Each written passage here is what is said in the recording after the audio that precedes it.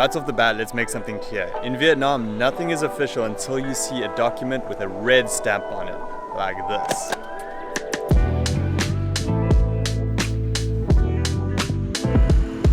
We've been getting a lot of emails recently from people asking us whether the borders to Vietnam are reopening and they can come to Vietnam.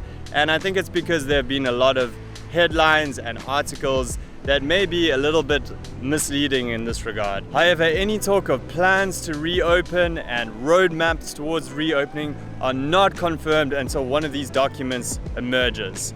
By the way, there's the Dragon Bridge behind me.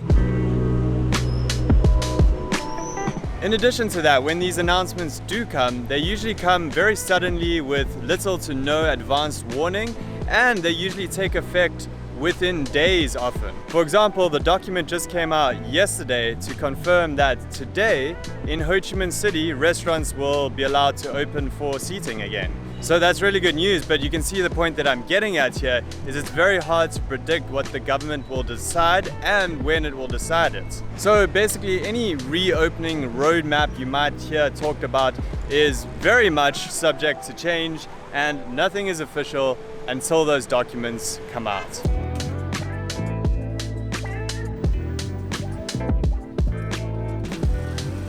This here is Wolf Coffee, and they serve decaffeinated coffee, which is great because somehow I managed to wean myself off caffeine during the lockdown.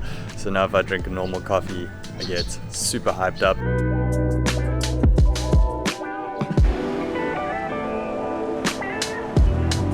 So bearing that all in mind, let's talk about Vietnam's roadmap to reopening its borders and tourism and the 3 phases that have been proposed. It's a little bright out here, but I just wanted to show you the beach here in Da Nang. I'm gonna go somewhere where it's a little bit less bright, and I'll tell you about the first phase. So malls here are now open in Vietnam again. So pretty much everything is open here in Da Nang right now. See all the stores open. Kind of quiet right now.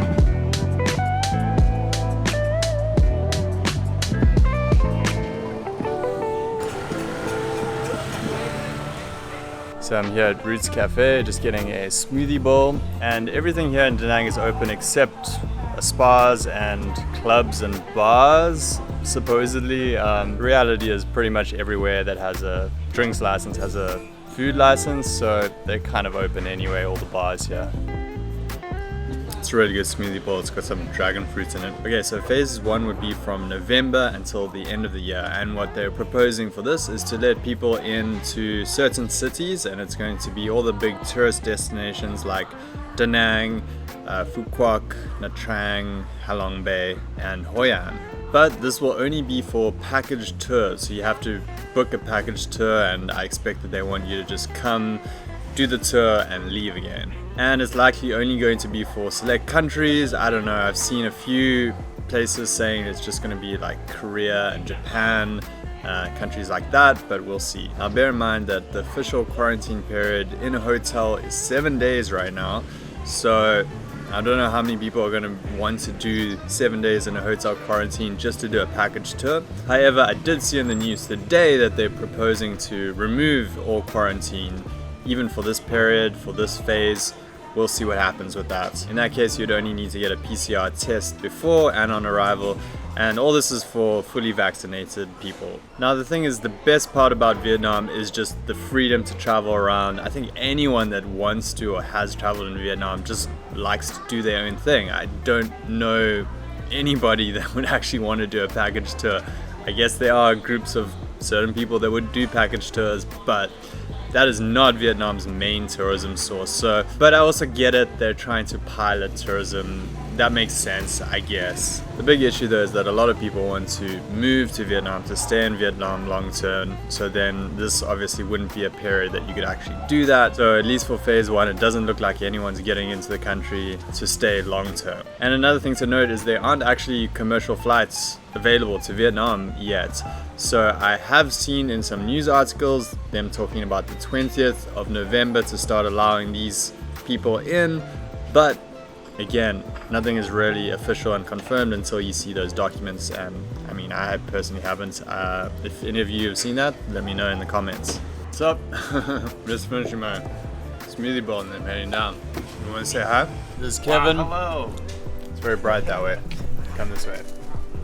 It's still just a shadow. What's good? How is life in Vietnam right now? Amazing. I'm leaving for the States again in a few days, but I'm kind of sad. But I'll be back.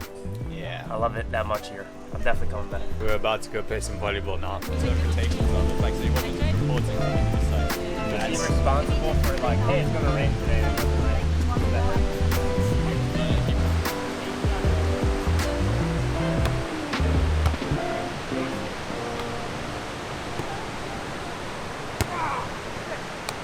Phase 2 would then start in January of 2022, and that would allow more provinces to start opening to let in tourists, namely Hanoi and Ho Chi Minh City.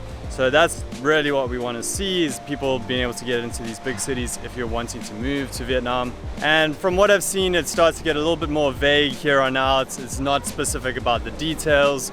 Will there be quarantine? Won't there? I mean, a few different sources I've seen say different things, and I think that's just going to be a matter of waiting and seeing what happens there. And then lastly, phase 3 would be happening in Q2. They say that everything would be totally open up for arrival tourists from all countries. I've seen the dates of June talked about. Who knows if that will be the case. Anyway, the point is they've started talking about this roadmap. Nothing is confirmed unless you see the official documents. It's going to start with package tours potentially from next month, and then slowly but surely open up, hopefully, if everything goes according to plan.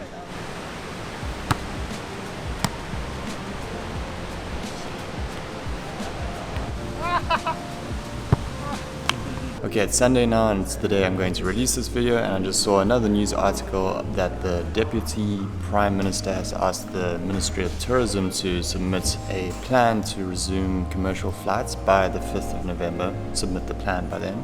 So that's another good sign, moving towards starting those commercial flights. And another positive thing here that I'm just going to read off the article is that he has agreed with the policy of creating favorable conditions for foreigners to enter Vietnam, as per categories approved by the Prime Minister, including people visiting Vietnam to research markets, attend conferences, seminars, and visit relatives. So now that I'm really happy to see, and I think it's the same reaction that probably a lot of people have had. If Vietnam is opening up its borders to do package tours for tourists, why are they not letting business people back in, people wanting to come do courses in Vietnam? That's what we're waiting for. We want something like this so that we can relaunch our in-person TEFL courses in Vietnam. And the fact that it said attend conferences and seminars, that kind of fits for what we do. So it's nice to see some recognition that the government understands that these kinds of people need to get into Vietnam. And it's not just people coming for package tours, which again, I understand that might be the first step, but as long as things are moving towards this position where these groups of people can get in, that's what we want to see. This here is Lou Coffee, by the way. It's one of my favorite spots for doing a bit of work. And yeah, I'm going to sign off for this video now. If you want more videos about teaching English abroad, living in Vietnam, make sure to subscribe and stay tuned, and head over to ninjateacher.com if you want to look at our courses and programs to help you start teaching English abroad. Okay, I'll speak to you soon in a new video. Peace.